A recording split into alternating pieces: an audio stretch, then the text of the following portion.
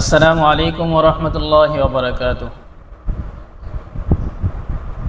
আন সাওবানা রাদিয়াল্লাহু তাআলা আনহু ক্বালা রাসূলুল্লাহি সাল্লাল্লাহু আলাইহি ওয়াসাল্লাম মা মিন আবদিন মুসলিমিন ইয়াকুলু ইযা আমসা ওয়া ইযা আসবাহা সালাসান রাদিতু বিল্লাহি রাব্বাও ওয়া বিল ইসলামি দীনা ওয়া বি মুহাম্মাদিন নাবিয়্যা ইল্লা কানা হাক্কান আলাল্লাহি আইয়ুরদিয়াহু ইয়াউমুল কিয়ামাহ।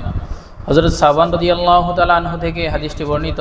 বিশ্বনবী সাল্লাল্লাহু আলাইহি ওয়াসাল্লাম বলেন, যারা সন্ধ্যাবেলায় এবং সকালবেলায় তিনবার রদিতু বিল্লাহি রাব্বা ওয়া বিল ইসলামি দীনা ওয়া বি মুহাম্মাদিন নাবিয়্যা এই দোয়াটি পাঠ করবে, আল্লাহ রাসূল সাল্লাল্লাহু আলাইহি ওয়াসাল্লাম বলেন, ইল্লা কানা হাক্কান আলাল্লাহি আইয়ুরদিয়াহু ইয়াউমুল কিয়ামাহ, তাহলে তাদের জন্য আল্লাহ তাআলার উপর হক হয়ে যায়, আল্লাহ তাআলার উপর আবশ্যক হয়ে যায় তাদেরকে খুশি করানো কাল কিয়ামতের দিন। সুবহানাল্লাহ।